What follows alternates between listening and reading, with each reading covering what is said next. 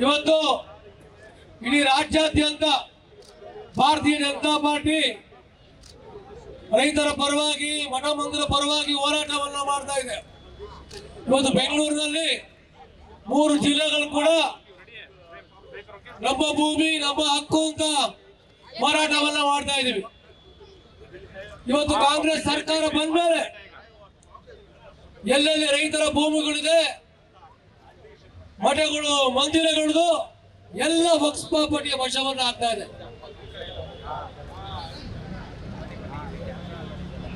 ಒಂದು ಲೆಕ್ಕ ಪ್ರಕಾರ ಸಾವಿರಾರು ಎಕರೆ ನಮ್ಮ ತಾತ ಮುತ್ತಾತಂದ್ರು ಉಳಿತಾ ಇರುವಂತ ಜಾಗಗಳನ್ನ ಇವತ್ತು ವಕ್ಫ್ ಬೋರ್ಡ್ಗೆ ಬರ್ಕೊಂಡಿದ್ದಾರೆ. ಯಾವುದೇ ಮಶಾಣವನ್ನ ಬಿಡ್ತಾ ಇಲ್ಲ, ದೇವಸ್ಥಾನಗಳು ಬಿಡ್ತಿಲ್ಲ. ದೇವಸ್ಥಾನಕ್ಕೆ ಸಾವಿರಾರು ವರ್ಷ ಇತಿಹಾಸ ಇರುವಂತಹ ದೇವಸ್ಥಾನಗಳು ಕೂಡ ಇವತ್ತು ವಕ್ಫ್ ಕಮಿಟಿ ಹೆಸರಲ್ಲಿದೆ.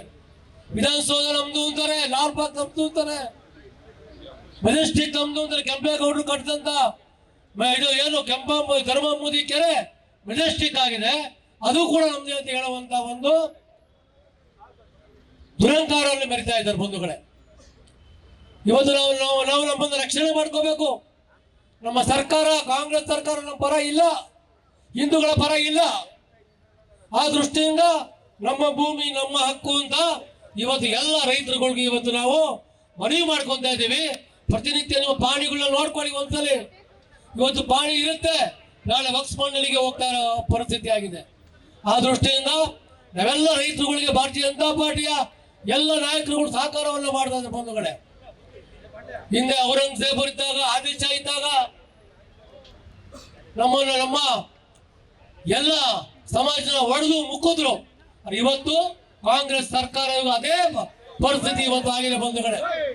ಇವತ್ತು ನಾವು ಪ್ರಾಮಾಣಿಕವಾಗಿ ಚಿಂತನೆ ಮಾಡ್ಬೇಕು. ಇವತ್ತು ಅಧಿಕಾರ ಕಾಂಗ್ರೆಸ್ ಸರ್ಕಾರ ಹಿಂದೂ, ಮುಸ್ಲಿಮು, ಕ್ರಿಶ್ಚಿಯನ್ ಅಂತ ನಾವೆಲ್ಲ ಒಂದು ಅಂತ ಅಧಿಕಾರವನ್ನು ಸ್ವೀಕಾರ ಮಾಡಿದ್ರೆ 136 ಶಾಸಕರನ್ನು ತಗೊಂಡ್ರೆ ಬರೀ ಮೈನಾರಿಟಿ ಮಾತ್ರ ನಿಮ್ಗೆ ಓಟ್ ಹಾಕಿದಾರ? ಯಾರು ಹಿಂದೂಗಳು ನಿಮ್ಗೆ ಓಟೇ ಹಾಕಿಲ್ವಾ? ಇದು ಸಂರಕ್ಷಣೆ ಮಾಡೋದು ಯಾರು? ಇವತ್ತು ಎಲ್ಲೋ ಒಂದ್ ಕಡೆ ಒಂದು ಕಣ್ಣಿಗೆ ಸುಳ್ಳ, ಒಂದು ಕಣ್ಣಿಗೆ ಬೆಣ್ಣೆ ಹಚ್ಚುವಂತ ಕೆಲಸವನ್ನು ನೀವು ಮಾಡ್ತೀರಾ. ಅಲ್ಪಸಂಖ್ಯಾತರ ಪುಷ್ಟೀಕರಣ ಮಾಡ್ತಾ ಇದ್ದೀರಾ, ಹಿಂದೂ ಸಮಾಜ ದೃಷ್ಟೀಕರಣ ಮಾಡುವಂತ ಪರಿಸ್ಥಿತಿ ಆಗಿದೆ ಬಂಧುಗಳೇ.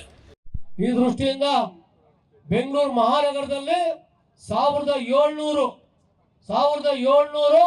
ಆಸ್ತಿಗಳು ವಕ್ಫ್ ಬೋರ್ಡ್ ರಿಜಿಸ್ಟರ್ ಆಗಿದೆ. ಅದು ಯಾವುದೋ ಒಂದು ಕಬರ್ಸ್ಥಾನ್ ಇರ್ಬೋದು, ಬೇರೆ ಬೇರೆ ಸ್ಥಳಗಳು 1700 ಜಾಗಗಳು ನಾನು ಆಟಿ ಆಗಿ ನಾನು ತಗೊಂಡ್ಬಂದಿದ್ದೀನಿ.